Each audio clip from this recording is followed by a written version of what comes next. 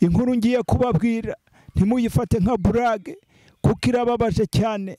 Iyo uwize igice nk'abandi abatizwa n'abashumba ahinduka umwinginzi, yahoraga ku gikumba akavuzayo n'ipendo, Bibiliya n'indirimbo bikamuhora mu kwaha, yafataga yirindwi yashira agafata iyindi. Ubwo urumva ko waba ubicishije mu rundi rwego runaka. Digashuki karugomwa ndi nkabura bimashe ya Rubera nziza inkotange nayo kuye mu bacuzi nanga kwisumbwa n'imisakura. Ndisibuye mu Rwagasabo ni Nyamugenda mu bimbere ndimbimbirira abafozi n'umutware w'abashakamba hansanze nigize inkuba nkaga mu gihugu ndi rwa mwaga rwa Murima ni nyingabo y'urugangazi numva urugamba ruhinanye nkavumera ndi intwari rasaniti ko makabugwe.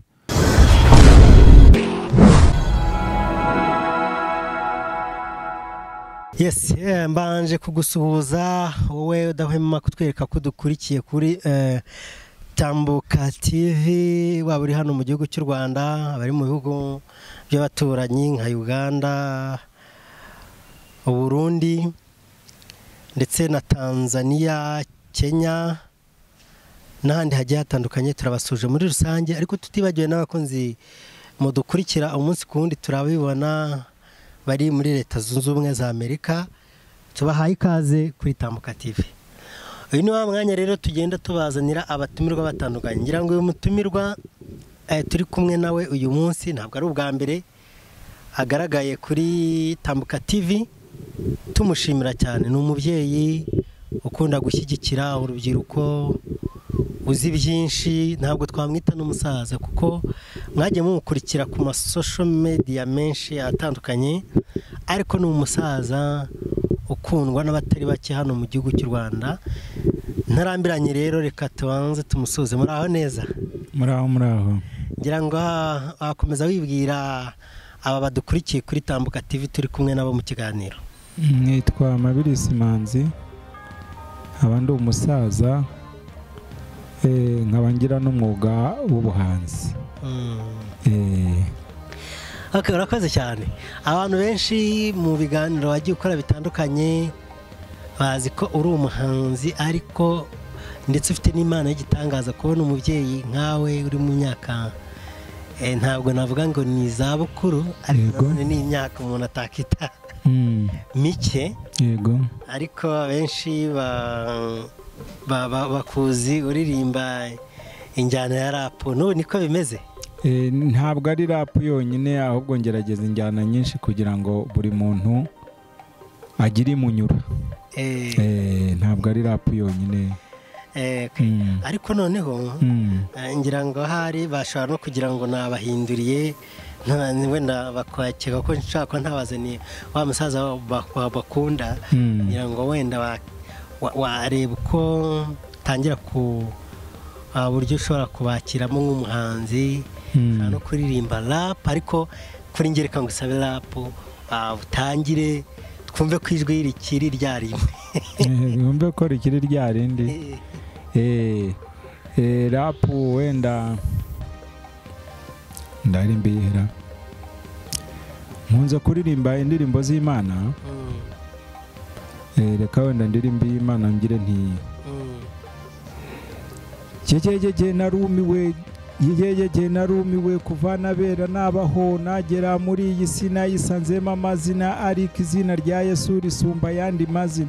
Umukambwe warimenye yarimo ararivuga, usanga ari hasimbuka ntazarushwa no kwambuka. Yahindutse nk'umusore yitabira amasiganwa ngo adasiba, agasigara abera bagiye mu ijuru maze wagasigara ino.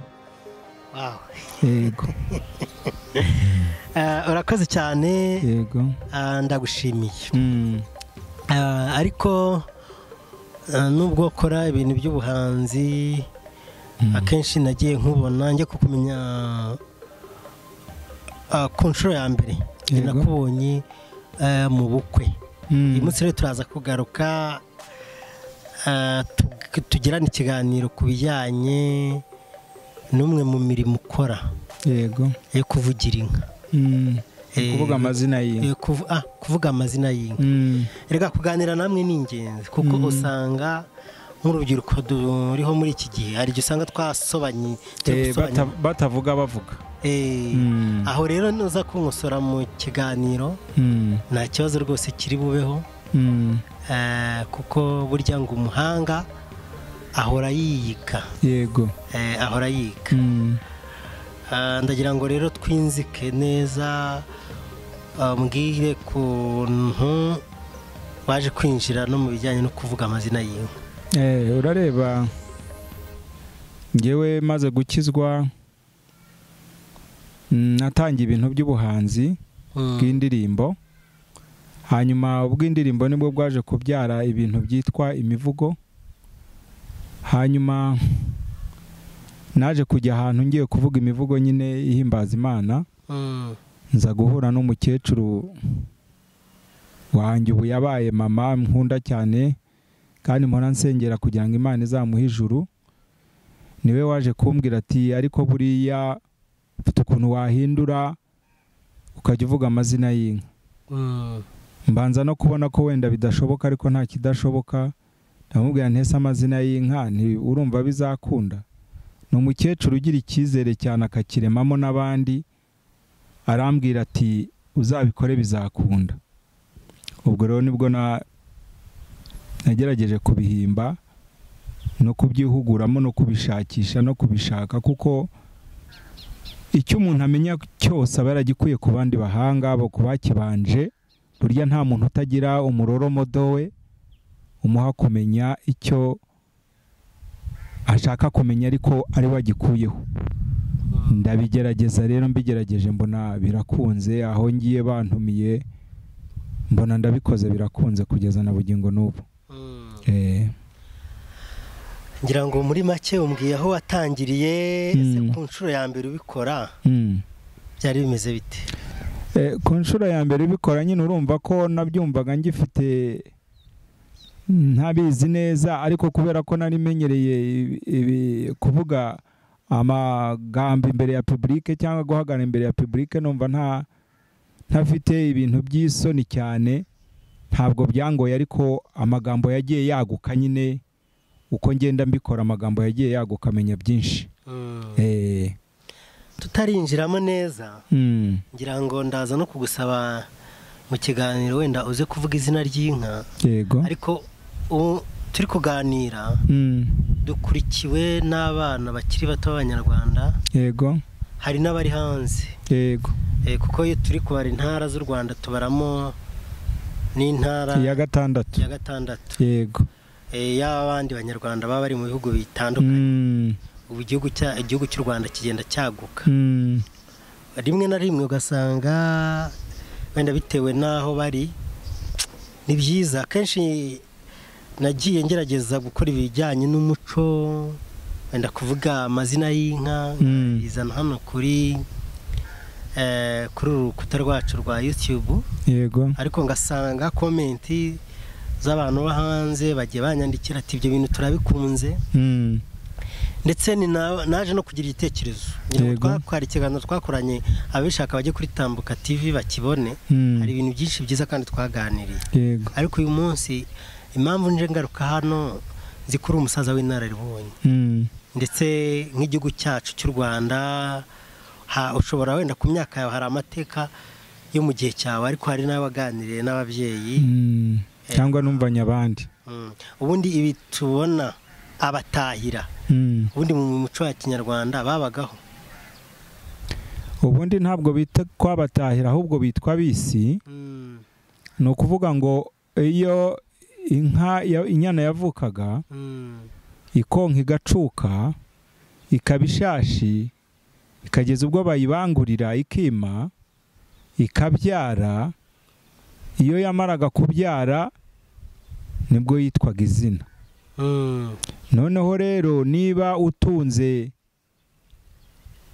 inka runaka, kuko burya inka bafite uko bazibara, inka zihera ku ishyo, bavuga ko ishyo ari nk'umunani, hakaba amashyo zikaba 16, hakaba isibo, hakaba amasibo, hakaba isanzu n'amasanzu n'amahe. Niko babara inka z'ikinyarwanda, nicyo kibariro cy'ikinyarwanda. Hanyuma rero ubwo iyo nka iyo yamaraga kubyara iri kuvumerera iyayo, niho bayitaga izina. Niba rero ufite inka runaka wagiraga umwisi wazo, n'undi mutunzi ufite inka runaka nawe akagira umwisi wazo, ntabwo ari abatahira ahubwo n'abisi. kuki bitwa uyu munsi tukumva bakoresha izina batahira ryo rituruka he?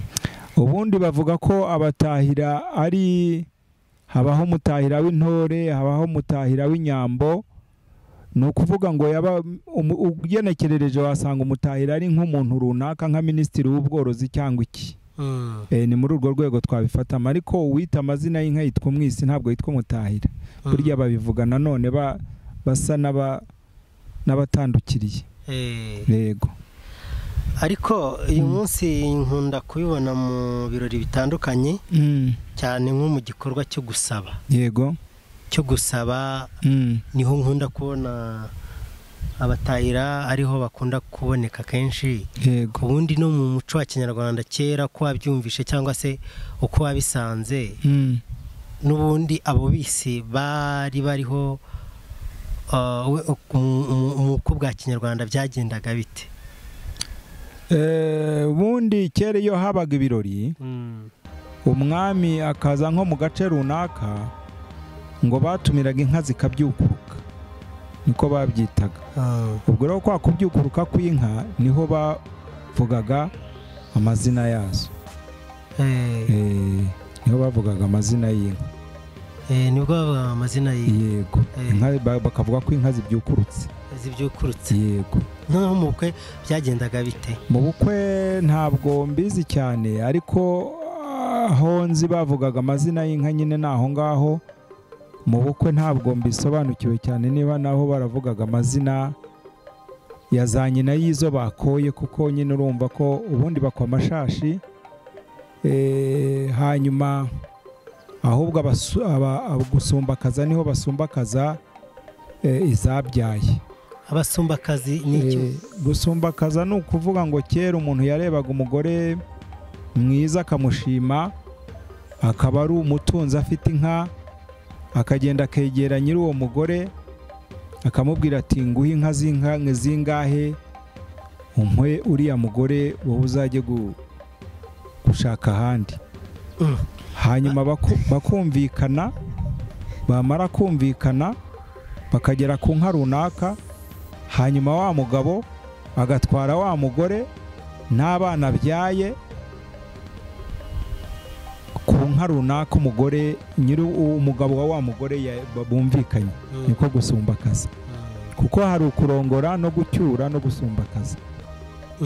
Kurongora ni iki? Kurongora ni ukurongora umukobwa ukiri inkumi ukamusaba iwabo, bakaguhekera bakamugushyingira. Naho gusumbakaza rero ni ibyo byo kujya ni nko kujya mu biciro, niko navuga, mukemeranwa inka runaka, hanyuma ugatwara wa mugore ukamutwarana n'abana byaye. Ese buriya ari ukurongora ari n'ubukwe biratandukanye cyangwa birajyana? Ubukwe ni inshinga gukwa. Urebye ubukwe, inshinga gukwa nibyo byavuyemo ubukwe. Noneho kurongora ubundi yari inshinga imeze nko kurongora.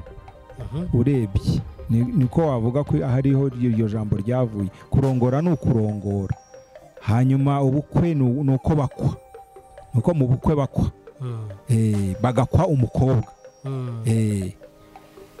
Ushobora no gukwa nturongore? Birashoboka. Kera barakwaga bakazagena wenda undi munsi, ntabwo bahitaga barongora, ariko babaga bakoye. Noneho umukwe nawe akitwa umukwe kuko yakoye, umukobwa akitwa umukobwa kuko akobwa. Yego. Okay. Urakoze cyane ibyo umbwiye. Umuntu yabitandukanya. Uyu munsi hari ibintu tukunze kubona muri sosiyete, kandi umugabo akapfa afite nk'umugore, hakaza undi muntu ufite ikofi, ufite amafaranga, akaba yamutwara. Ibyo by'icyo gihe ndumva bishobora kuba ari ibintu bitabaga mu bwiru. Oya, ntabwo byabaga mu bwiru, ni ibintu byabaga bizwi. Byakorwaga ku mugaragaro, ntabwo byakorwaga rwihishwa. Wenda uyu munsi turaza no kugaruka tumenye inka icyo zivuze mu muco wa Kinyarwanda.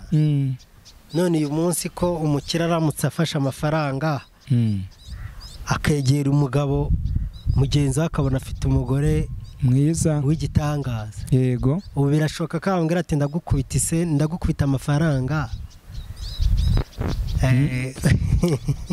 ndumva wenda yabyemera icyo gihe nta bintu byo gucana inyuma byabagaho cyangwa se niba byarabagaho ariko ntabwo byabaga bimeze nk'iby'iki gihe ariko ndumva ufite umugore ukagira umugore mwiza washaka wenda ukaba wamugurisha niba ari ukumugurisha niba ari ukumukosha bwa kabiri nawe ukajya gushaka ahandi ukajya kurambagiza ahandi bakakurangira kuko mbere y'uko ushaka wumvaga kugira umuranga akakurangira ukarambagiza amara kurambagiza ukabona ugashaka ndumva byabaho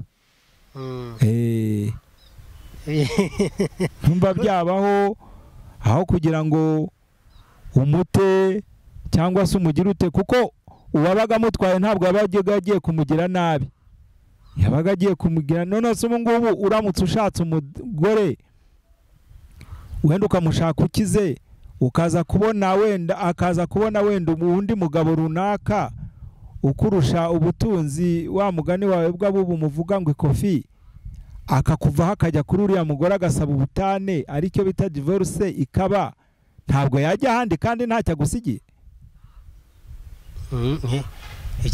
yamwegukana ariko icyo gihe babikoraga mu mucyo niyo mpamvu n'ibibazo bitakundaga yabaga ari ibintu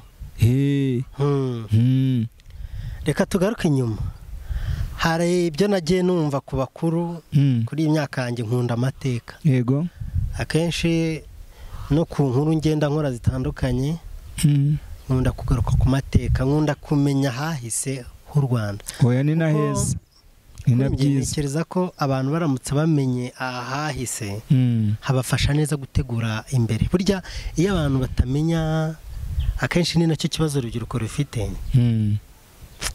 ntabwo wamenya ngo ahabanje hari hameze gute ariko tugarutse inyuma ngo kera ibyo hari ibintu nagiye numva uraza kumbwira niba ari kuba bisanze kuko uri nararibonye cyane ngo umusore yakeneraga umugore yakeneraga iyo yagezaga igihe cyo gushaka baramurangiraga ariko ubwo gushaka byo byatandukana no ubwo gushaka tubyitenda kurambagiza baramurangiraga ko hari ibyo numvishe ngo bamuzaniraga umukobwa ati bakamushyira nk'umunsi ati musangemo gahunda zigahita zitungana oya kera habaga kuranga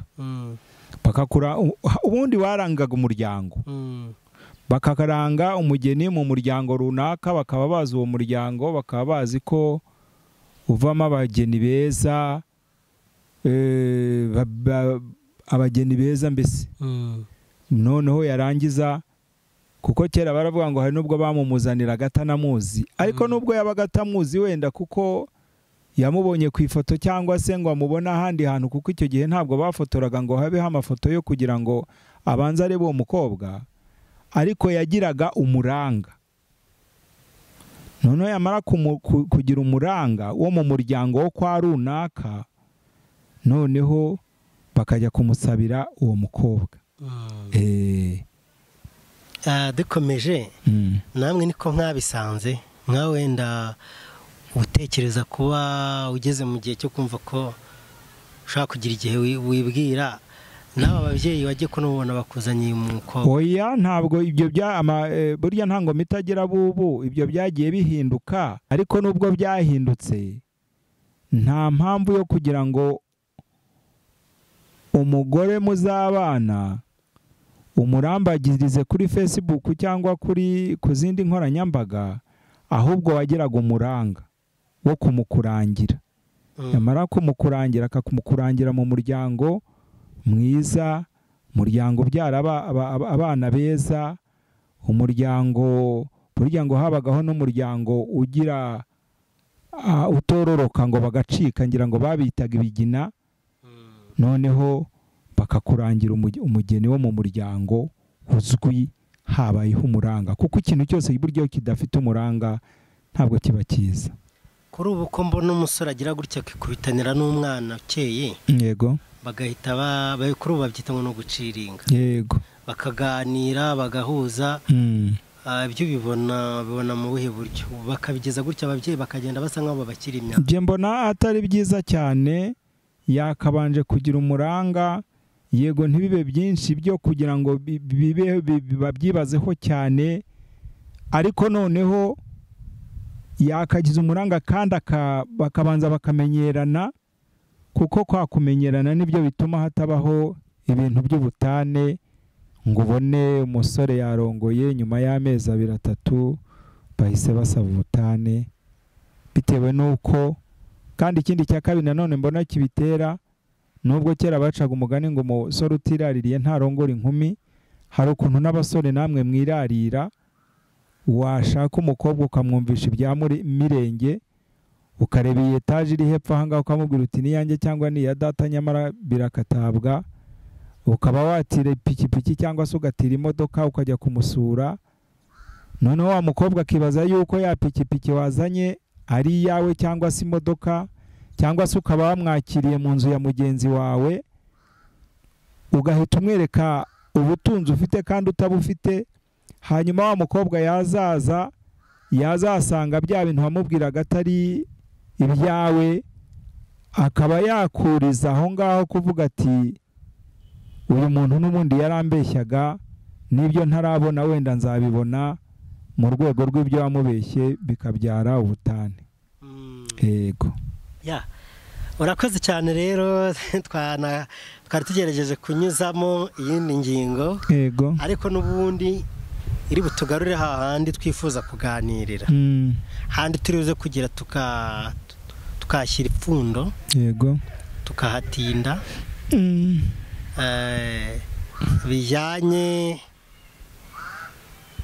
no kuri n'umwisi w'amazina y'inka n'umwisi wumvise ko inka bayitaga nyine igejeje muri icyo kigero nakubwiye nyuma akaba ariho yitwa izina birashoboka kuko nta hantu nigeze numva bita intama cyangwa bita irindi tungo ubundi mu muco wa kinyarwanda inka isobanuye iki ko yagiye igarukwaho kenshi inka uretse ko amateka atavuga cyane inka aho yaturutse kuko bamwe bajya bavuga ngo yaba yaravuye kwa Nyirarucyaba ariko iyo ugiye kureba usanga Nyirarucyaba ni mwene Gihanga kandi ngira ngo Gihanga nawe yasanze u Rwanda rufite ntabwo rwari u Rwanda nako yasanze hano hari ibihugu bavuga ko ngira ngo byageraga kuri 20 niba ari 9 ariko ibyo bihugu byari uduhugu dutoya harimo igihugu cy'umubari hari igihugu cy'indorwa hari igihugu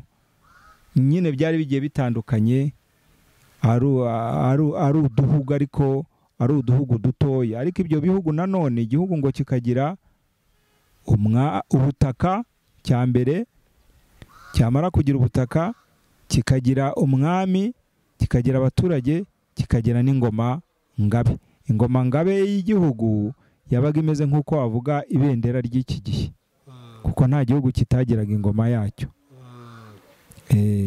ko byabaga bimeze noneho rero izo inka yaje ari umuhuza uhuza abanyarwanda kandi inka tuyishyize mu cyimbo cy'ubu inka niyo yari ubutunzi niyo yari amafaranga kuko inka niyo yabakwaga inka niyo umugaragu yajyaga gufatira igihe kwa shebuja akazagabana inka yewe yavagamo amata inka yavagamo ifumbire yo wenda si cyane kuko abantu ba kera ntabwo bakundaga guhinga cyane ariko usanga ndetse yavagamo yewe n'uruhu rwo kwambara icyo bita inkanda nayo yavaga mu ruhu urumva rero ko inka yari igize ibintu byinshi cyane yari igize ubucuti bw'abantu n'abandi bwavaga hagati yo kugabirana inka yubakaga ubucuti ndetse ubucuti bw'inka burenze ubw'amafaranga kuko nta muntu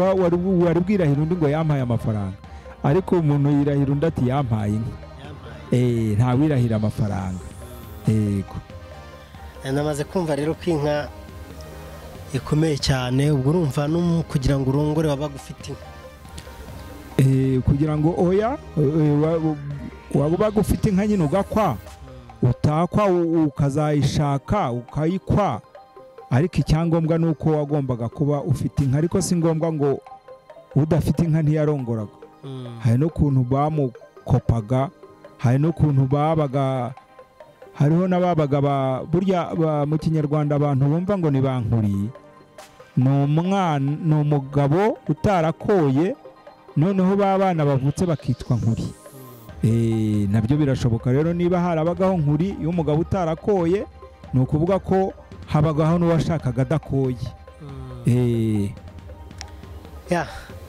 Rero bakunzi batambuka TV, ngira ngo iki kiganiro wowe ugikurikiye uraza kugikunda cyane, kandi ngusaba ko niba utarakora subscribe ko wayikora kugira ngo ujye ukurikirana ibiganiro byacu umunsi ku wundi.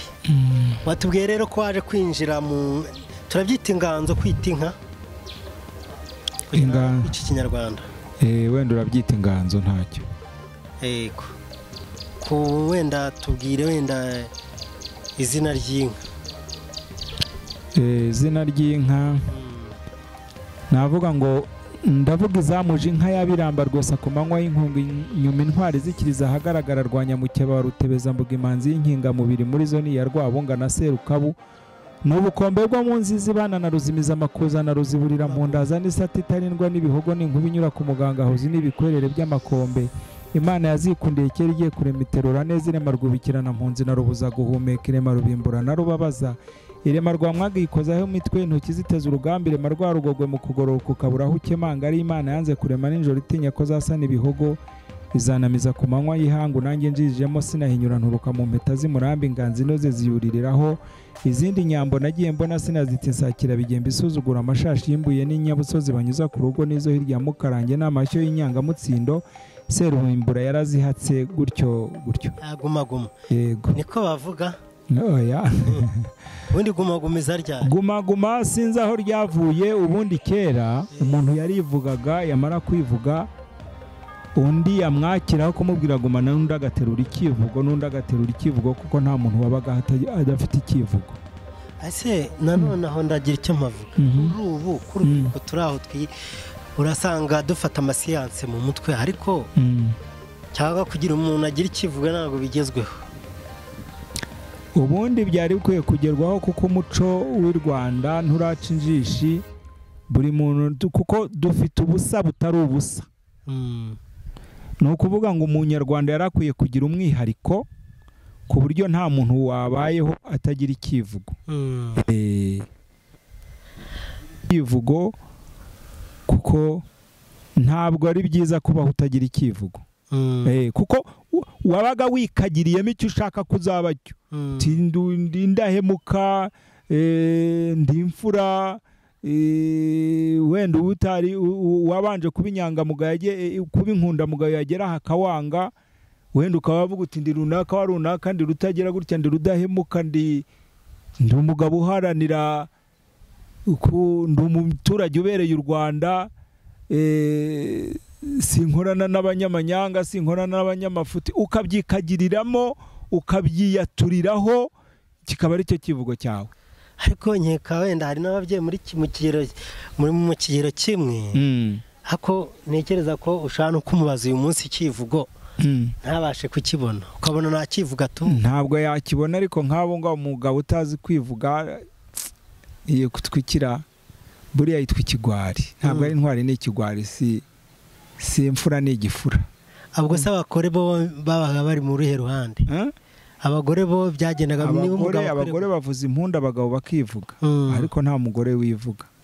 None se muri iki gihe urabibona, nyirango nawe urareba ko mbona ibyo bintu bigenda kuko njya nkunda kugira nko mu bukwe, kubona ikintu kirakozwe, nanjye nkura impundu ku myaka yanjye mike nk'icumi, ku myaka yanjye nk'umuntu gutyo, ndibuka ibintu byo mu bwana. Hari uburyo ubukwe bwagiraga gutya bukaba, ukumva abamama bavugiza impundu. Rwose wenda ntabwo ndi umugore ngo ndazivuza, ariko kumva impundu kuri ubu ko impundu ubona zigenda zicika n'ibyivuga, nabo ukasanga nabyo birakendera. None ibyo bintu ntabwo turi kugenda gusa rero, kuko igihugu cyacu gifite icyitwa rarike ishami ngira ngo rishinzwe umuco niko twavuga numva yagakwiye kubishyiramo ingamba, hanyuma na gahunda y'uburezi nayo ikabishyiramo ingamba, kuko iyo ujya gutoza uhera ku batoya kugira ngo ibyo bintu bitazacika, bakababwira akamaro k'impundu cyangwa se k'ibyivugo. Nibura umwana w'umunyarwanda akabimenya, kuko nibwo bwa budasa nakubwiye. Uzi ko nanjye mbigize umukoro, ndumva ngiye kubigira umukoro, ngiye kubigira homework, yego, ku buryo mbaho nanjye rwose mfite ikivugo. Ikivugo, kutagira ikivugo biragatsindwa. Ugomba kugira ikivugo rwose.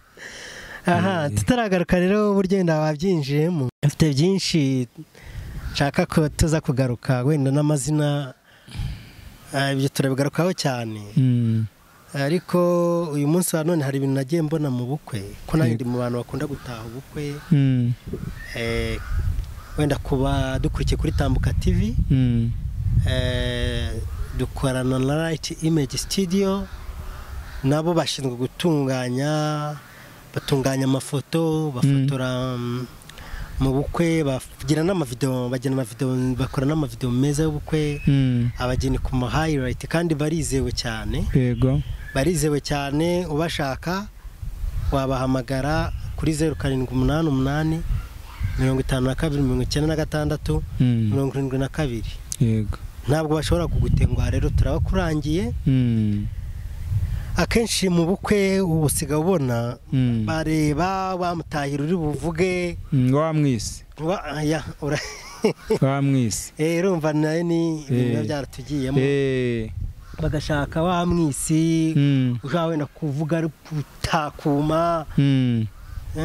Biriya ubundi ni uwuhe murongo waba bifite, ko usanga uyu munsi henda hari, niba wenda ubimenya ari aba ari ufite iriya morale, cyangwa niba hari n'undi murongo bigira, kuko akenshi ntabwo, hari igihe n'abana baba baraho mu bukwe bashobora kugira wenda ngo ni nka komedi inyuzeho, bashobora nko kubona uriya mwanya uba ugezweho wo kwakira umwisi nk'umwana muto, wenda ashobora ngo ni nko akumva ni nk'umuntu bazanye wenda gususurutsa abari aho, cyane cyane ko hari n'igihe akenshi ndaribonye abantu bakererewe mu bukwe, uba usanga bamwegera nk'umwisi w'amazina y'inka, ugasanga ni ibintu ubona ko babigize ngo bibe birimo aho ngaho, ku buryo bamubwira ati rwose ukubitubangura ati tuguhaye iminota 5 cyangwa se tuguhaye 3, nyine ukabona ni ibintu bambuye agaciro kabyo,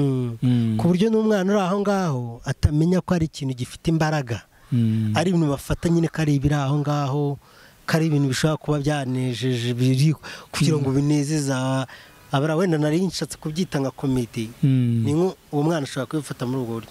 Nkamwe muri gukora icyo kintu murakora iki kugira ngo mukomeze gusigasira icyo kintu, ariko mutaratubwira ingamba mufite?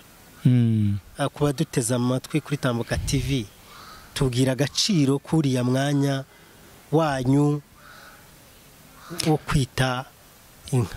Urareba nyine kera bitaga inka zihari, none ubu ngubu hariho aho ujya ugasanga ntazihari, kandi wenda bakaba bananazikoye koko, ariko ntibazane inka muri sare, ntibazane inka mu busitani, kandi ubukwe bwakorewe ahantu heza harimbishijwe. Ubwo rero simvuze ngo hariho abakwa amafaranga koko, ariko hari n'abakwa inka nyirizina, ariko inka ikaba itapakizwa mu modoka ngo izanwe muri sare cyangwa se ahantu runaka hateganyirijwe kubera ubukwe. Urumva? Kera rero byorohaga yuko umukobwa yasabirwaga iwabo cyangwa se kwa bene wabo, babandi bene wabo bakaba ari abatunzi, baba ari abatunzi bakaba bazana za nka wa muhungu yakoye, wenda bakazivuga batahira abisi, bakazivuga amazina, bazihanaguza inkuyo ziri aho ngaho zigaragara. Ariko birashoboka ko hari n'abandi bavuga amazina y'inka ariko wenda harakowe amafaranga. Ibyo byose birashoboka bitewe n'aho tugeze muri iki gihe. Urumva hariho n'inka yo mu kiraro utazana imbere y'abantu 200 ngo bishoboke, ahubwo ukabona yatinya y'amazi igasimbuka, wenda hakaba n'uwo yakandagira. Ibyo nibyo birinda. Noneho rero mu byerekeye kuvuga amazina y'inka, amazina y'inka bavugaga amazina y'inka, ariko ndumva umwami ngo wabihaye umurongo ngenderwaho arabishimangira. Ni umwami witwa Gahindiro, Gahindiro wa Sentabyo na nyina Kamibambwe. Oya, Gahindiro ntabwo ari uwa Mibambwe, ahubwo Gahindiro ni uwa Sentabyo. Sentabyo ahubwo Gahindiro ni wabyaye Mibambwe. Mibambwe abyara Kigeli Rwabugiri. Ariko se wa Gahindiro ni Sentabyo na nyina Nyiratunga. Nuko rero bavuga yuko uwo mwami Gahindiro ari we wazamuye cyane ibijyanye n'umuco wo kuvuga amazina y'inka. Si we watumye zororoka cyane, ahubwo n'umwe mu bashimangiye icyo kintu cy'amazina y'inka n'amahamba, niko bavuga. Noneho rero ugasanga babandi rero bavuga amazina y'inka nanone ntibijyanye n'ibigezweho. Ugasanga wenda umuntu arakubwiye ati inka runaka narayibonye, ngira ngo ni ihene zo n'imigondoro, umusore wayinyoye, umukobwa azi ko wazazigaramira. Ayo ni nk'amagambo ameze nka nyandagazi muri iki gihe tugezemo. Cyangwa se ukumva undi ati bavuze ko urugo ruvuga umugore ruvuga umuhoro. Ibyo ngibyo ntabwo uguye kubivuga muri iki gihe. Ahubwo nyine nkabangira inama ababivugaga muri urwo rwego ko bashaka andi magambo meza.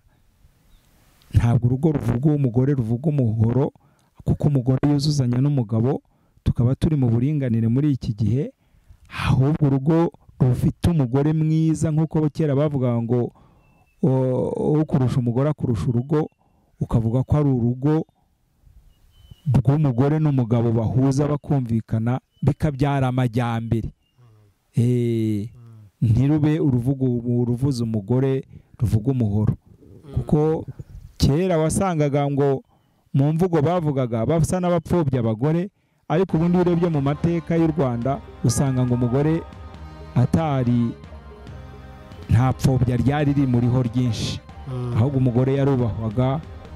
Iyo bateraga igihugu runaka banyagaga abagore n'abana, nta kirazira kwica umugore. Noneho wenda niba barageragaho n'ikintu cyo gusenda, ariko nabwo ngira ngo basendaga umugore bitewe n'ikintu runaka yakoze kizwi kandi kitari cyiza. Noneho mu rwego rw'ubutegetsi, kuko burya umwami ntayobora arategeka, umwami yategekanaga na nyina, umugabekazi. Ubwo urumva ko niba umwami yarabaga umwami, nyina akaba umugabekazi, bagafatanya kuyobora igihugu, ni uko umugore yabaga afite agaciro. Nta kandamiza ririho, nta kumuca amazi, kuko bavuga ko hari n'abagore bagiye bafata n'imirimo ikomeye mu gihugu.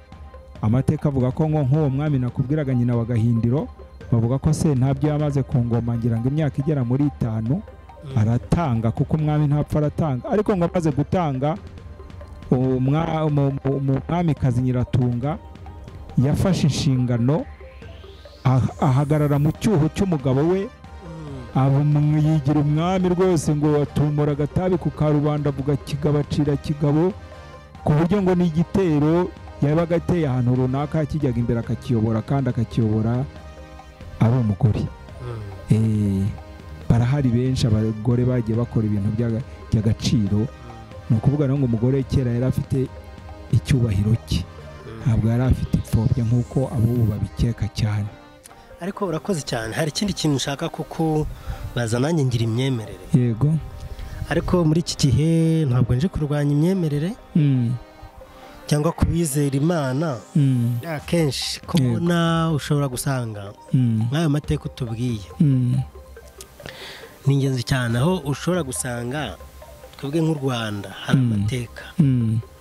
Niyo usomye wenda igitabo cya Bibiliya nacyo nagerageje kugisoma, akenshi usanga bibanda ku mateka y'ibindi bihugu ndetse n'ubuzima tutabayemo. Mu minsi yashize nigeze gusura umusaza ambwira ati wowe urajya kuvuga Aburahamu wowe uramuzi uzi ari mwene nde? Ko akenshi ushobora gusanga turushaho kumenya ibindi bihugu ko byagiye bibaho taramenya. Nk'uyu munsi n'abana bazabaho, ntabwo amateka y'inkotanyi abantu bashobora kuyayoberwa.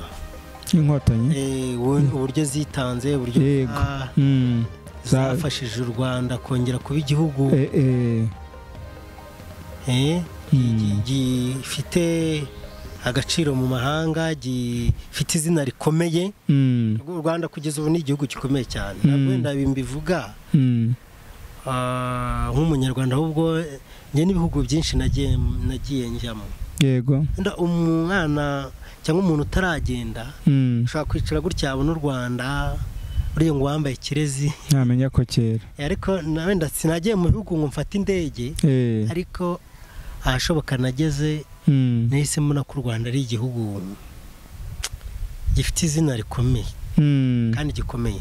None akenshi ko usanga abana ugasanga wenda nk'amateka wenda no mu ishuri baragerageza bakabyigisha, aho kugira ngo uzasange umwana yarabumbatiye neza amateka ngo amenye nk'ibyo bintu, amenye uburyo intango, ibyo ngibyo ubibona amenye ibikoresho by'ikinyarwanda cyangwa amenye umuco nyarwanda muri rusange. Muri rusange rero icyangombwa ni uko leta yabishishikariza ababyeyi d'abord, twebwe twabishishikariza abo tubyaye, ariko kuko umwere uturutse bukuru ukwira na leta nayo ikabigiramo uruhare, ndetse bagakora niba bashyiraho ikipe y'umupira cyangwa amarushanwa runaka, bakagira nk'ukuntu bajya bagarura ikintu cy'irushanwa mu bana, ari ukuvuga imivugo, ari uko guhimba ibyivugo, kubyina, guhamiriza, nabyo bijyanye n'umuco.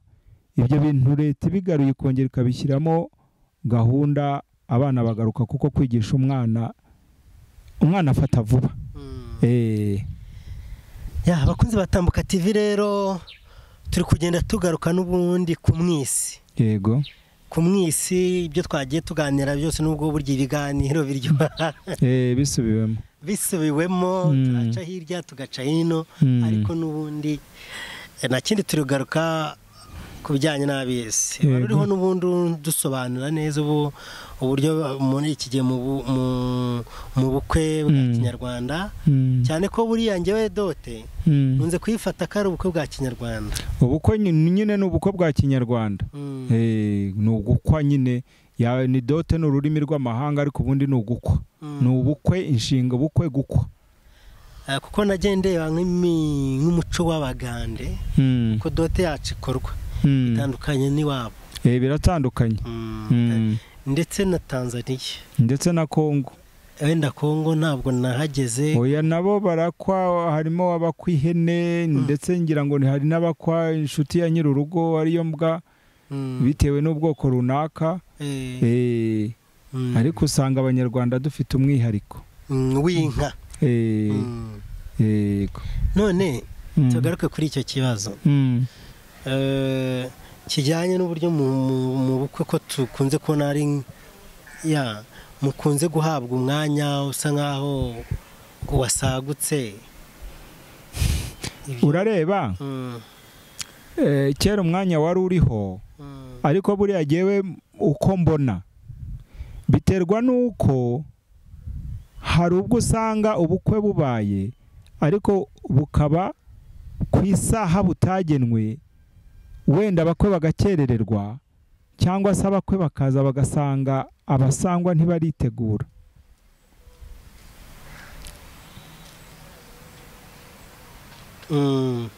abasangwa bataritegura noneho bigatuma ya saha bihaye abenshi bakunze kwiha saa 3 ugasanga saa 3 ibyaye saa 5 yabyara saa 5 imisango wenda ikaba miremire cyangwa ntibe miremire cyane noneho ya misango yarangira hakaba kwerekana umukwe hamara kwerekana umukwe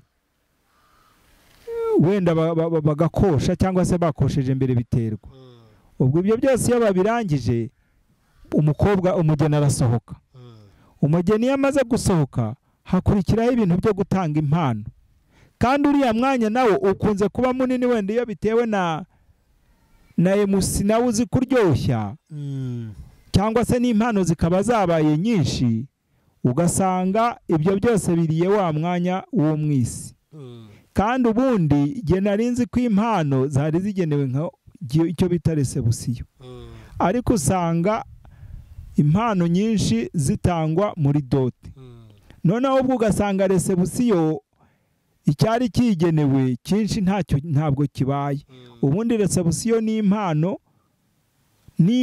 umuryango ugomba kuha umukobwa umukwe n'umugeni wenda babaremera ariko ugasanga noneho bashatse kugira ngo impano nyinshi zitangwe muri dote umubyeyi yambikirwa ikamba muri dote ari umubyeyi wo ku mpande zombi ari umubyeyi wabyaye umukwe n'uwabyaye umugeni bose ugasanga bambikiwe ayo makamba no kubashimira n'imivugo n'iki byose bikorewe muri dote bigatuma rero wa mwanya w'abisi ugenda uba muto ariko ndashaka kukubwira ko ubukwe bwa kinyarwanda ahanini bugizwe n'imisango n'amazina y'inka nibyo usanga rwose bibereye ibaze nawe uramutse ukoze ubukwe ukazerekana sede hakaburamo umutahira ubona hari akantu ubona hari ikintu kibuzemo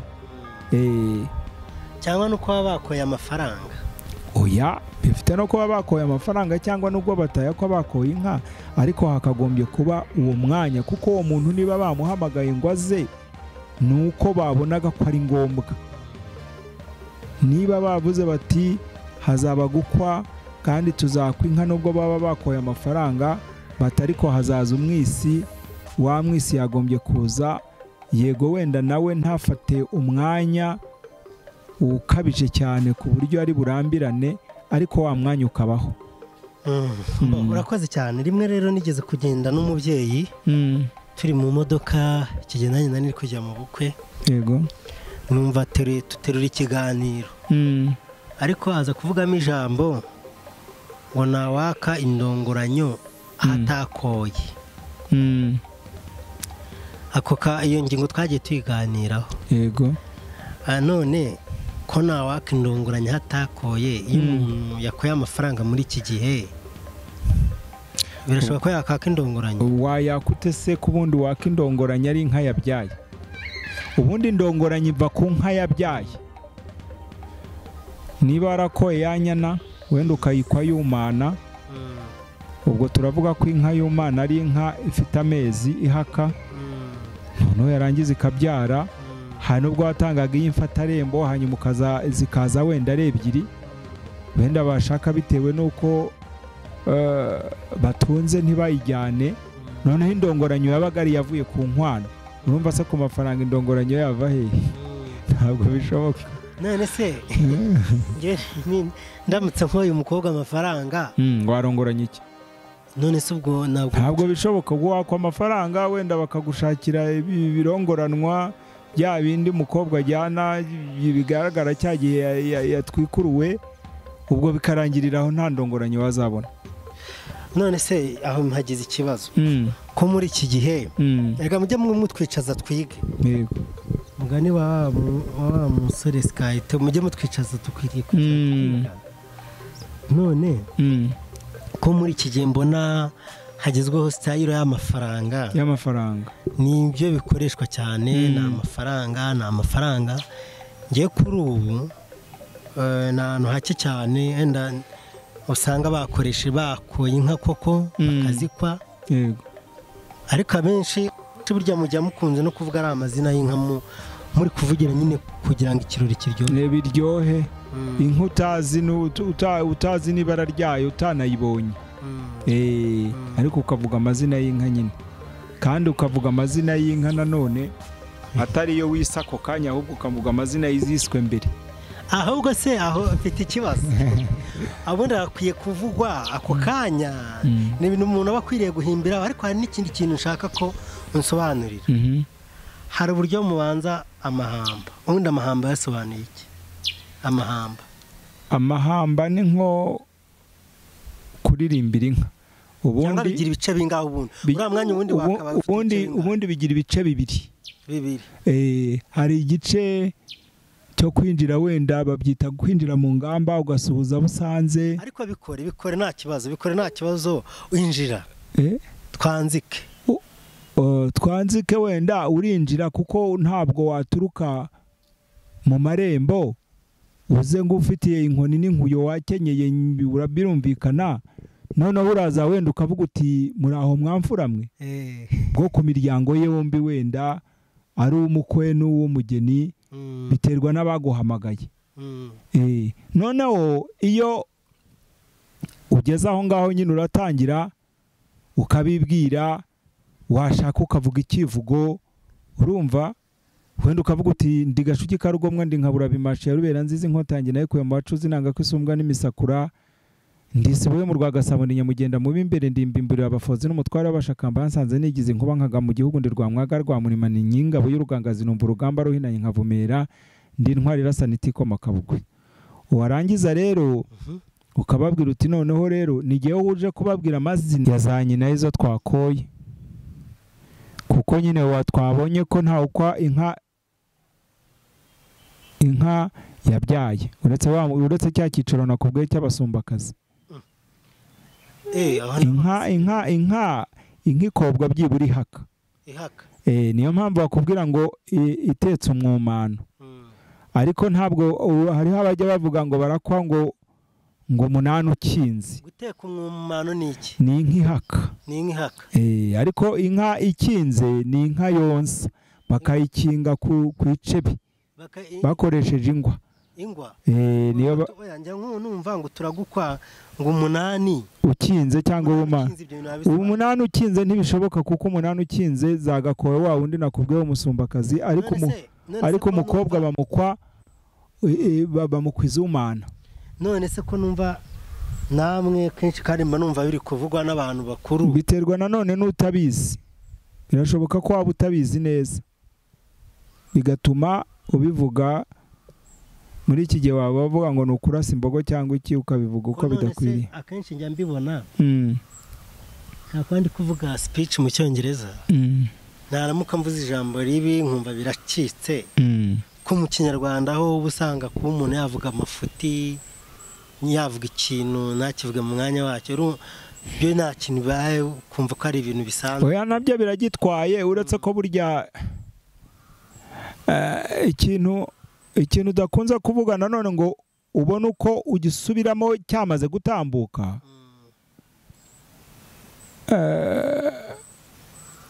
nk'abayobozi iyo bateguye wenda ijambo mbwirwaruhame baba bafite uko baripanze n'ukuntu ryanditse n'ukuntu rinonosoye ku buryo rero kuryibeshyaho ntabwo bikunze koroha ikindi undi muntu nanone wavuga ngo aribeshya bikaba bitakigarutse ni nk'umuntu uri kuririmba ariko nk'umuntu uri kubwiriza uzumve ko afite kuvuga ijambo runaka agahindukira ati nako runaka ugasanga nta kibazo biteye ariko noneho bitewe no guca uwo muco nanone ni ukuvuga ko ikintu umuntu agiye gukora yakakigizemo uburambe akabanza akacyuza neza akakivuga akizi nakubwiye mbere ko ushaka kuba umuhanga yigira ku bahanga noneho ukavuga ikintu uzi neza ntuvuge ngo urabara ko izikinze kandi uzi ko bari bukwe izumana iryo jambo ukabanza ukarimenya neza none se mbona namwe muri iki gihe mushyize imbere amafaranga cyangwa mushaka cyane kugaragaza umuco urebye ahanini hariho ababikora ahanini bashyize imbere amafaranga kurusha uko bashyira imbere kugira ngo bacengejwe n'umuco cyangwa se bagire ubumenyi runaka. Ariko hariho umuntu ugira ubumenyi bwo gukunda umuco, tuvuge buriya hariho no wenda uvuze mu rwego rw'abahanzi buriya, kuko biriya bintu by'amazina y'inka nabyo wabishyira mu wenda nko mu rwego rw'abahanzi mu gice runaka. Hariho abantu wasanga bahanga yuko bibaha amafaranga, ariko hari n'abandi bantu bahanga nubwo nawe byamuha amafaranga uko gutunganya igihangano byagumusaba studio cyangwa bikamusaba cameraman uri bugifotore n'ibindi, ariko ugasanga we arabikunze muri we. Nubwo bitabamo inyungu z'amafaranga ariko we akumva bikunze. Abo bantu birimo ibice bibiri. Harimo abakunze ayo mahamba n'amazina y'inka mu rwego rw'umuco, nubwo yakuramo n'inyungu ariko akaba bikunze, akaba bishaka, akaba iyo abishakisha rero agerageza no gushaka uko bivugwa akabimenya, noneho akabivuga nta makosa bibayemo. Na wa wundi w'umuse babita abase bariya abasaza basaba abageni, na wa muse nawe ari uvuga imisango nawe akabikora abizi neza, atari buvuga ngo arasabira umukwe, kandi asabwa akabanza akamenya umwanya arimo akawuvuga nk'uwurimo nyine. Okay. Ngira ngo tuzafata umunsi tuganire ku bijyanye noneho n'ubukwe bwa Kinyarwanda, uko bwakorwaga. Ese wenda nawe uragenda usome neza, zikukunda gusoma. Uretse ko bigenda bihindagurika. Kera habagaho ubukwe bwa ninjoro, habanje ngo bwa ninjoro, ubwa ninjoro buza guhindura, ubundi kera bashyingiraga ninjoro. Ariko uko ibihe bigenda bihinduka byaje kuva mu gushyingira ninjoro noneho biba ku manywa. Hariho abagendaga ukabona babakingiye wenda utuntu tw'uturago tw'udusuna ku buryo utari bubone umugeni. Ariko ubu ngubu bigeze aho birahinduka, wenda bakamushyira mu ngobyi bakamuzana mu ngobyi bamuhetse, ariko akagera aho ngaho. None bigeze haza ku manywa bamureba rwose, urareba iyo umugeni aturutse muri ziriya nzu. Burya kera habagaho inzu ziri mu moko abiri, habaga y'ikambere n'iy'ikagondo. Ni ukuvuga buriya ko hari uriya mugeni aba aturutse twakahise ikagondo, noneho akazi ikambere. Ikambere ni imbere nyine, ariko ubona ko aza atihishe, nta afite confidence, nta kibazo afite. Ariko kera siko byari bimeze. Kera ibintu byari bimeze bite? Kera babanje gushyingira ninjoro. Ninjoro cyari ukivuze, ariko uburyo umugeni urumva nyine bangaga ko aboneka, akaza ataboneka. Hari naho ngo yagendaga azingiye mu kirago ukuntu bazinze ikirago nyine niho isaga byasimbuye n'agatimba. Wenda ni nk'agatimba kabisimbuye. Urumva ko kera yazaga hatabona, ariko ubu harabona nyine imico. Amajyambere agenda avuka buri gihe. Bakunzi b'Abatambuka TV, uyu mubyeyi ni umuhanga cyane, muraganira nturambirwe. Ni nayo mpamvu tugushimira cyane aho wakomeje gukurikirana ikiganiro cy'amateka. Ariko uyu munsi twari tuje ku bijyanye no kwita, wari umbwiye ku bijyanye n'amahamba mu muco wa Kinyarwanda. Amahamba nyine amahamba ni ukuririmbira inka. Hari amahamba, hari imyoma ngo zagishege inka zishonje nk'ubu ngubu igihe cy'impeshyi bakaririmba. Burya hariho indirimbo uririmba mu rwego rwo kwishima, hariho n'indirimbo uririmba mu rwego rw'agahinda. Ndumva rero amahamba ni mu rwego rwo kwishima, wenda ucyuye, waragiye ucyuye, ego none ukaza uririmba, ntacyo ushobora no kubikorera. Ariko hariho icyitwa nanone imyoma. Imyoma bavuga ko zabaga ari indirimbo z'agahinda, inka zarashonje, niba zari ziri hano bakazigishisha bakazikura hano bakazigishyira ibunaka, zarashonje ubwatsi bwarabuze kubera impeshyi. Ubwo rero urumva ko izo ndirimbo zitandukanye. Wenda watubwira, ariko nabyo niyo myoma ikitwa amahamba. Oya, myoma ni imyoma, amahamba ni amahamba. Wenda reka wenda tuvuga amahamba. Wenda uvuga uti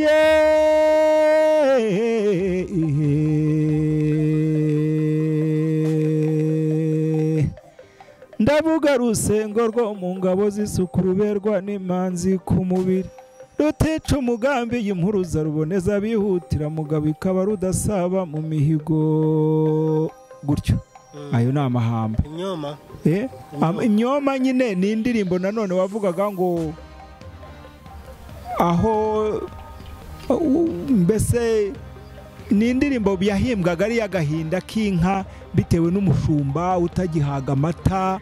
Umushumba ntagihaga amata, umushumba yavuye iwabo ajya ahandi, inka nayo ntigihaga ntigikamwa nk'uko yakamwaga.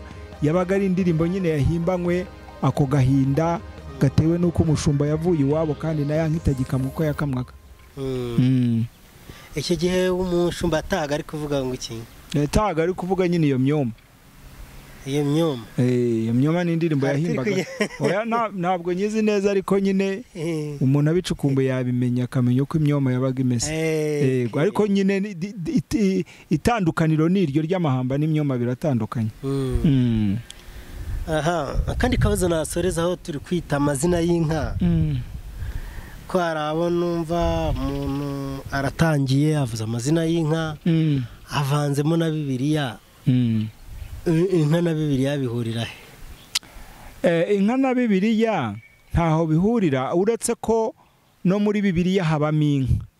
Inka urebye nubwo abanyarwanda bavuga ko inka ari umuco w'abanyarwanda, ariko usanga wenda no mubo abazungu batuzaniye batubwira byo mu mateka ya Bibiliya, wumva ngo inka yahetse isanduka y'isezerano. Bishoboka ko iyo nka nk'izihetse isanduka y'isezerano ntihari habuze abantu bakabikoze, ariko isanduka y'isezerano yahetswe n'inka. Ntabwo ndagasoma ako kantu. Karahari aho Dawidi aho Abafilisitiya banyaze isanduka y'isezerano barayijyana, ngira ngo ubwo hapfaga Hofuni na Fineyasi abana b'umutambyi, hanyuma bajyana isanduka y'isezerano, hanyuma iza kugarura. Hari no aho bakubwira uwitwa Uza yapfuye, nanone isanduka y'isezerano yari ihetswe n'inka. Bakongera bakakubwiraho uwitwa Elisa yari atunze ibimasa byahingaga. Ubwo numva ko byitwaza ni nk'uko na kera hari ujya kumva aravuze ati imbibi irakubita imirindi ukagira ngo ni imirindi ya Nyabirungu. Nyabirungu ni mu rwego rw'imandwa yabaga bishyize mu iyobokamana rya kera. Nawe rero ugasa n'ubigarura mu iyobokamana ry'ubu ngubu. Wenda nirwo nabo nakaba gatandukiriye, ariko no muri Bibiliya haba harimo inka. Kandi rega Bibiliya ivuga Imana kandi Imana nayo niyiri. Okay. Hari ikindi nshaka ko dukomozaho. Turi kugenda dusatira no ku musozo. Kijyanye n'inkuyo. Akenshi murinjira mukinjira n'inkoni n'inkuyo. Inkoni n'inkuyo, ariko haruga ngo inkoni ntabwo ari yo gukubita inka, ahubwo niyo kuzirinda. Bitewe n'uburyo ari gusobanuramo, ari kwita inka, ariko ko turi kubona ko muri iyi minsi bakwa amafaranga. Ariko tutaragera ku cyo gukwa amafaranga n'undi twakivuzeho. Mukaba mutanga inkuyo ubundi mu Kinyarwanda isobanura. Inkuyo ubundi niyo guhanagura inka. Urareba hari ukuntu kera wenda inka zaryamaga ahantu ku gikumba ahantu runaka mu byatsi, uretse ko kubera ko haryama cyane hari igihe zageraga ko inka ntiryamira byagira nako ntibavuga noneho kubera ko habyagira wenda ikahaca ibyatsi hagasa n'ahabaye imbuga. None inka wenda yatamase cyangwa se yaganga ikabyagira hahantu. None yabyagira hahantu bwacya mu gitondo ikaba wenda yaryamye aho yataye amase cyangwa se aho yaganza amaganga. Bikaba ngombwa yuko yanka ihanagurwa. Inkuyo se ni icyatsi cyitwa inkuyo cyangwa ibyatsi byose iyo byahiye wabasha kubigira inkuyo. Kuko urareba ntabwo wafata inka ngo uyihanaguze serviette, wenda izo mu bakire washyiraho umupira ugahanagura ukoza wenda za kijyambere, ariko inka z'abanyarwanda bazihanaguzaga inkuyo. Ariko inkuyo wenda nanjye ngufashijeho,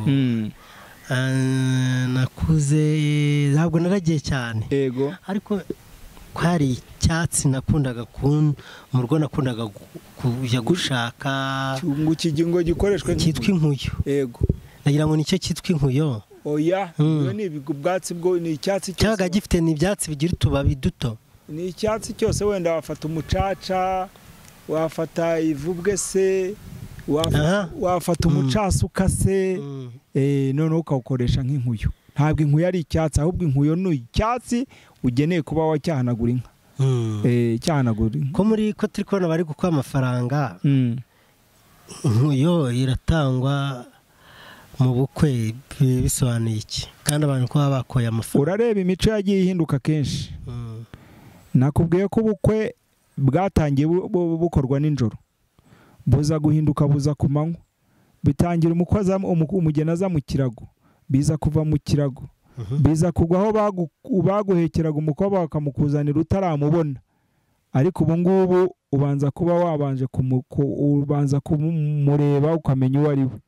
Biza kuva kera ngo bazaga gusaba umugeni bakazana itabi, kuko urugo mwajyaga gusabamo umugeni mwarimanyemo itabi, byagomba kuba byakubera n'inzigo ntubonemo umugeni. Ariko ubu ngubu byagiye bihinduka. Wabonye ko kera bagiraga agacuma k'inzoga, umuse ari bwakirize mugenzi we cya gihe cyo kumwakira, avuze ngo aramuzimaniye, undi nanjye ati ndagutwerereye. Ubundi batwereraga wenda ibibindi, ariko ubu ngubu ubona ko bazana champagne. Ubona ko ari umuco wagiye uhindukira mu wundi. Ahari agacuma haba champagne, ahari itabi rivaho, ahari inzoga runaka ya kinyarwanda ivaho, hasigara iriya champagne na fanta nyine. Abandi bagasoma ku ntango, umusaga hamagara undi bakajyana ku ntango bagasoma. None siko bikiri. Urumva rero ko bigenda bihinduka bitewe n'ubusirimu buri kwinjira. Nigeze naganiriyeho wenda nubwo hano kuri Tambuka TV bazagenda babibona. Hari umusaza wambwiye ko n'abanyarwanda ngo babatizaga. Abanyarwanda se ko babatizaga, ubwo se idini ry'abanyarwanda ryaje niba ryari idini? Ubundi abahanga bavuga ko buriya kubandwa bitaje nk'idini, ahubwo byaje nka komisiyo y'ubumwe n'ubwiyunge ku ngoma y'umwami witwa Ruganzu Ndori, kuko mbere ntabwo byabagaho. Hanyuma rero ubwo bimaze kuza byabaye nka komisiyo y'ubumwe n'ubwiyunge.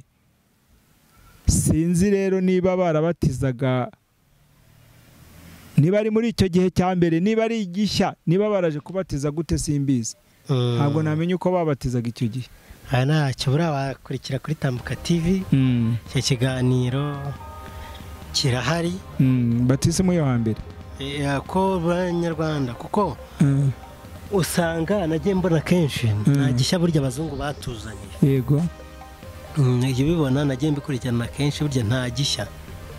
Ubundi iyo ukurikiye amateka y'u Rwanda usanga icyakabaye nk'idini ari ibyo byo kubandwa. Impamvu mvuga ngo nta gishya, wenda bo bashaka ko baragiye basimura ibintu byabo. Yego, bakabishyira mu rwego, reka tubyita ku bya updating. Yego, bakabishyira mu rwego rushya.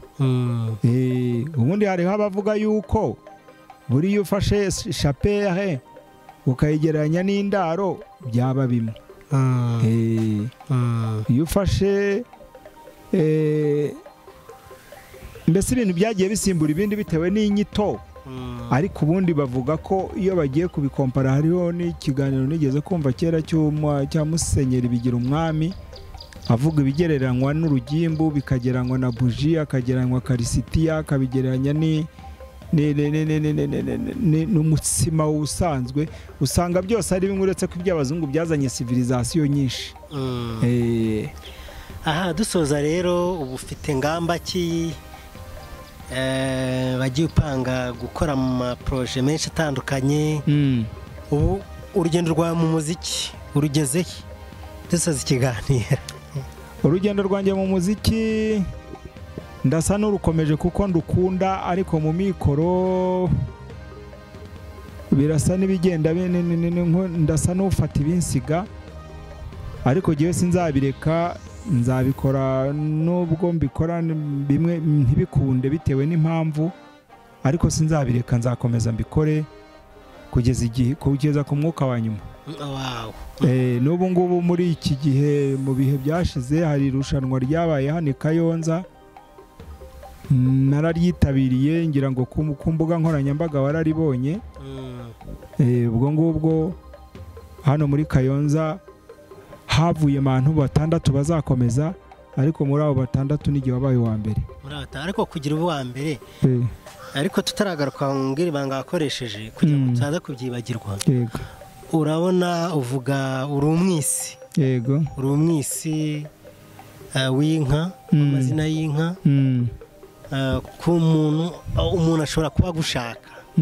Yagushakira kugira ngo n'umuntu amenye contact zawe aho yagushakira.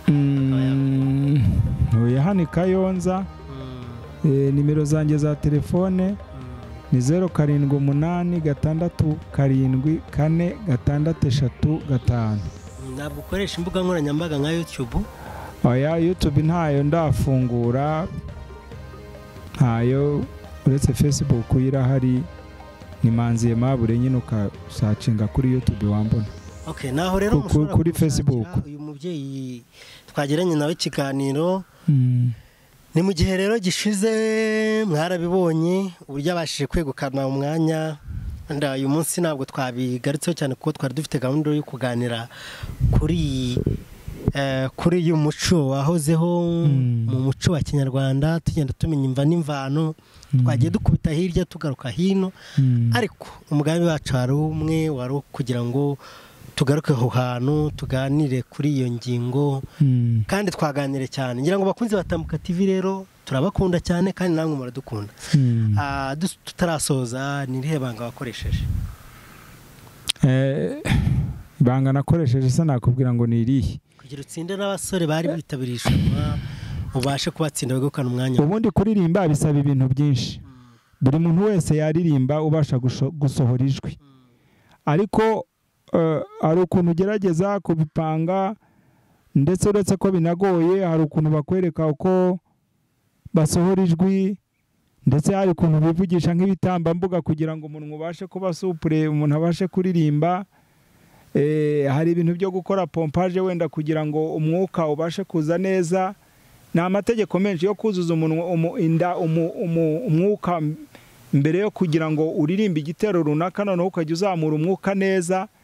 Ibyo byose iyo bihuriweho hari ukuntu bijya bibyara kuririmba, noneho wenda ukumva baravuze bati ubaye wa mbere ibintu. Ariko turi kugira ngo tumaze umwanya munini tuganira no muri kiriya gihangano wagaragaje uriya munsi, ugire gato dukorereho mu nganzo. Ibihangano nyine nakubwiye nk'uko biba muri style nyinshi, nakubwiye ko ndirimba nkavuga n'imivugo, wenda nkaririmba niyo hip hop, kuko hip hop nayo ni indirimba, ariko burya hip hop hanini ni nk'umuvugo ucurangiye. Ariko noneho wenda ushatse kubishyira muri gakondo bavuga uti nzaririmba Yesu, nzaririmba Yesu ntwara n'izisumba, nzaririmba Yesu byiringiro by'abasenga, nzaririmba Yesu ubwugamo bw'umugaru, nzaririmba Yesu umugabo uduha ijambo, nzaririmba Yesu wakandagiye Satani maze aramanyukanyuka mwambura imfunguza mwivuga hejuru, ati ndi umugabo ugaba abagabo, ndi intwari irenze imanzi, ndi gitare udateye ubwoba, ndi imfura yo kuzuka, ati ndi ubwugamo bw'umugaru, ndi rugamburuza abanyigimbaga bakagana inzira z'igisiyoni, maze ibyo bigiraga bikagenda nka nyomberiye.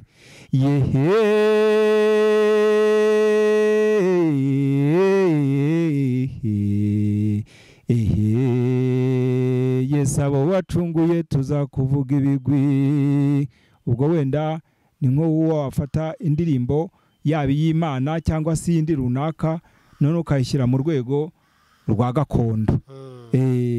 Noneho wenda ushatse kuririmba nko mu yindi rwego waba uti hari ubwo waba mu bibazo urushye kandi wihebye ukumva ubyaye wakwita nta wundi n'ayandi mazina ariko kandi si uko bizaguma wategurirwa ameza mu maso y'abagusekaga ukita Manase na Efurayimu se w'imfubyi murengezi w'abapfakazi ndiho ndundi wehe sanga abo bose bari mu byago bagowe maze ubongorere mukiza uti nubwo bimeze bityo ariko kandi haracyariho ibyiringiro. Ubwo wenda ukaba uririmbye gutyo noneho ubwo nari no wenda n'indirimbo niba nayita muri style ya R&B wenda hari ubwo bavuga cinkoni zamba maze manu mbabarire kubera ko nari natinze kukumenya ariko sije nanjye inkoni hiri igihe bavugaga kuriho nkabihakana ibyo nakoze byose warambabariye maze unyigaragariza imbona nkubone. Ubwo wenda ikaba ari nko style ya reggae ukaba waririmba wenda muri reggae noneho wenda muri kinyatrap wenda ukavuga uti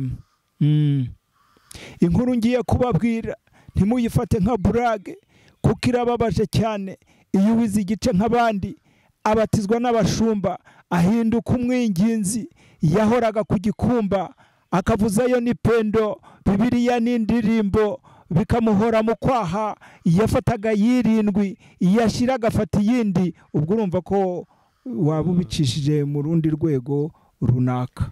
Reka rero dusoreze ku muvugo. Hari umuvugo ukunda cyane ngira ngo n'abakunzi batambuka TV icyo nababwira uyu musaza n'umuhanga afite impano nyinshi zitandukanye icyo akeneye nta kindi uramutse umushyigikiye ngira ngo nimero wayo wamaze kuyumva ushobora kumushyigikira mu buryo bumwe cyangwa mu bundi. Ni umusaza afite courage ngira ngo hari icyo tuzagaruka afite n'indi mpano yo gukora siporo. Yego icyo nacyo ni ikindi gice tuzagira ukwacyo ariko nshaka ko umunsi umwe nshaka ko tuzaterana pompage ko nanjye ndiyaminiye. Oya pompage nazo umuntu arazigerageza umuvugo wenda ni umuvugo uvuga nanone nk'uko bavuga uvuga Imana. Umuvugo nanone w'Imana uravuga ngo ndakurangira intwaro uzitwaza ugatwaza warwana ukanesha wasenga ugasubizwa uzafata uko gusenga ubigira intwaro yawe ntuzisengere ukuntu ngo ubigire nk'umuhango ubambiye mu muryango ahubwo uzabigira umwuga ubivanemo umwaga bikubera imyugariro maze abababaye basenga bishimye baririmba ishengesho ryo kwizera niryo rizakiza abarwayi. Naho isengesho ry'umuhango ntacyo ryamarira nyiraryo ahubwo rihembura abadayimoni gusa. Yesu yarasenze i Betaniya kwa Mariya na Marita Lazaro arazuka. Hana yarasenze ishira Imana imuha umwana. Yesu arasenga Gibeyoni na Ayaloni ukwezi n'izuba birahagarara. Bayezira ku kagezi kitwa Hava barasenga maze Imana ibamara ubwoba. Uwo ni urwego rw'umuvugo. Noneho rero bya bindi wambwiraga byo kwivuga birashoboka ko muri iki gihe utakwivuga nubwo waba intwari ariko ukaba n'umukirisitu kuko muri iki gihe ubukirisitu buri ku isoko. Ubu nta mupagano ukibaho abantu bose n'abakirisitu ariko wenda nabwo wabihimbamo ikivugo ukavuga uti ndi mudatangwa ku rugamba ngamije kurasana n'abatagira inyama n'amaraso intwaro yanjye ikaba Bibiliya ngaserukana ishema n'isheja ngafashwa n'umwuka wera gushenjagura imitima yarimeze nk'amabuye igahinduka nk'inyama ndi inyamamane ndi rutagwabiza ijambo mu ijana ry'abizera ndi wamamajwe na kirisitu. Ubwo wenda ukaba urivuze mu rwego rwo kwivuga kandi n'amagambo meza ushatse kuyahimba ukayashakamo ikivugo ukavuga ko uri umunyarwanda nyawe ubereye viziyo ruramutse rutewe warutabarira ukarurasanira uri intwari nturi ikigwari ukaba ufite umutima Mana n'umutima nama. Burya abanyarwanda ngo bagiraga imitima igera muri 5 hariho abagiraga umutima Mana n'umutima nama n'umutima rwana n'umutima ubunga n'umutima nda ariko wowe ugaharanira kugira umutima nama mu mutimamana. Ni umutimamana. Umutimamana ubwo ni umutima umeze ute? Umutimamana ubwo ni nk'umuntu w'umukirisitu wavuga ko undi mutima ni umutimanama. Umutimanama ni utuma udahemuka, ni utuma ugomba kumenya ikigero urimo. Wenda nk'ubu ndakuze sinitware nk'abasore kandi nkitwara nkajya mu kigero ndimo. Kirazira ko umuntu ukuze afata umwana ku ngufu, kirazira ko umuntu ukuze arira ku muhanda, kirazira ko umuntu ukuze avuga imvugo adakwiye kuvuga, kirazira ko umuntu ukuze, mbese kirazira ni nyinshi umuntu ugeze mu rwego runaka akwiye kugenderamo. Imitima yari umutimanama n'umutimanama, umutimanama n'umutimanama n'umutima rwana ni ikirere, n'umutima ubunga n'umutima nda. Umutima rwana hari umugabo ureba, ariko wareba imyitwarire ye n'urugo rwe yubatse n'uko abayeho, ukabona uwo mugabo ni nk'umwana kandi ari umugabo. Uwo mugabo rero aba afite umutima rwana.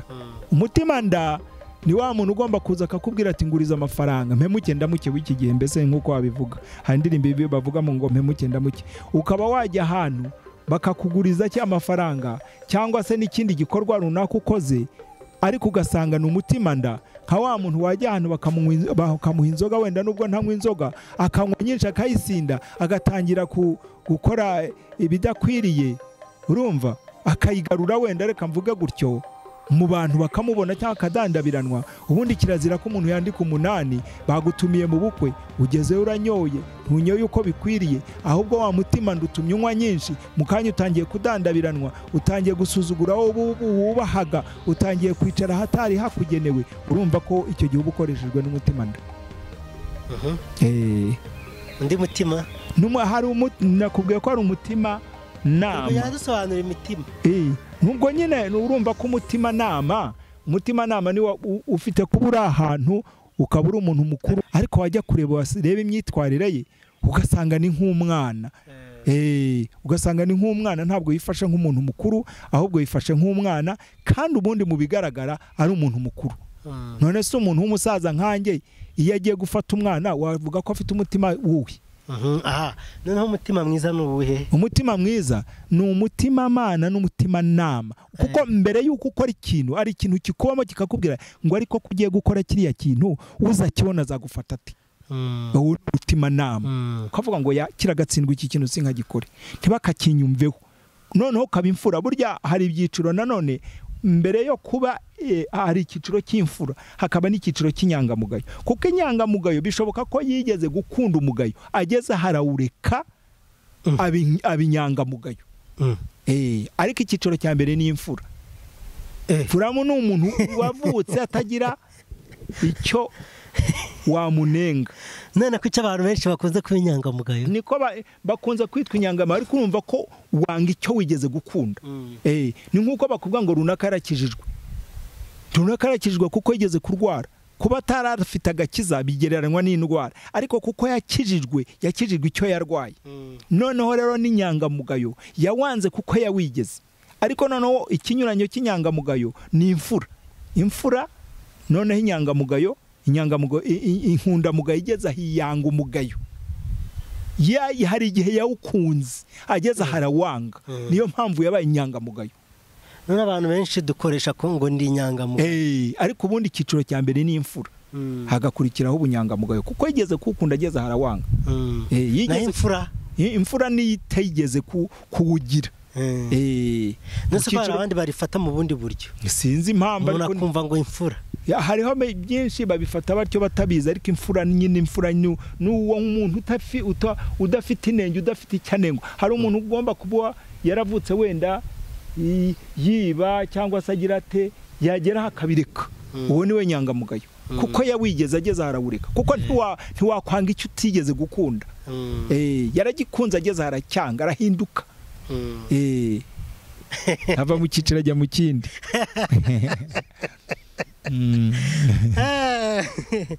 muze kuganira nawe ni byiza cyane.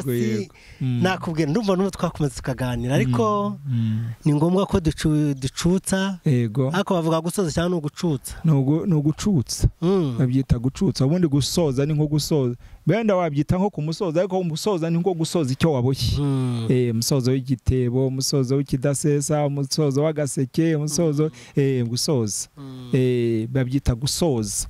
No gukora ikintu mu Kinyarwanda bakita burya mu Kinyarwanda ntibavuga made in Rwanda ahubwo bavuga kuramvura ikintu. Kuramvura. Nicyo Kinyarwanda. Kuramvura. Umuntu yaramvuye ubwato, yaramvuye ingoma, yaramvuye umuvure, byitwa kuramvura. Bakunzi batambuka TV rero turabashimiye. Niki wasoza ubwira abakunzi batambuka TV kuko iki kiganiro ni kinini, hari ibi twaje tuganira tugacumbika ingingo z'ingenzi tukagenda tutinjiramo neza. Bakunzi batambuka TV icyo nababwira nuko bayitera inkunga nyine bareba ibiyiriho kugira ngo nitubona byarebwe kandi ni ngombwa hanyuma tuzongere tuzane n'indi seri y'ibindi bintu twongere dusubukura ibindi wenda hari nubwo tuzinjira tuzashaka n'igitabo tukagisoma neza tukamenya amateka y'Abanyarwanda tukamenya uko byabaga bimeze tukamenya mu wenda ibihugu ndumva ubutaha muntu yazashaka ukuntu amenya urutonde rw'ibihugu byari bigize u Rwanda rugifite ibihugu 29. Nicyo tuzakora. Ukabitegura amara kubitegura akaba ari byo uzazana kuko hari abatabizi. Hari ubwira ubwanacyambwe ntamenye ngo ubwanacyambwe bwari he kandi ubwanacyambwe buri hari Kigali mu mujyi. Kandi Kigali mu mujyi ntitwaga umujyi yitwaga Ruhango yaje kwitwa Kigali nyuma. Ubwo kamenya ngo ubwanacyambwe bwari buherereye he bwatwarwaga n'umwami witwa nde Nkuba ya Nyabakonjo. Ibintu nk'ibyo bikagenda bimenyekana bya bihugu. Ariko none ibyo byashoboka ari uko n'iki ngiki dushyizeho kibashije kurebwa hanyuma bakabona ko bari kumwe natwe. Bakunzi batambuka TV rero murakoze cyane. Twaganiriye n'umubyeyi ufite turarigita inararirebye cyangwa n'inararibonye. Wenda ushatse wavuga inararibonye nta kibazo. Inararibonye.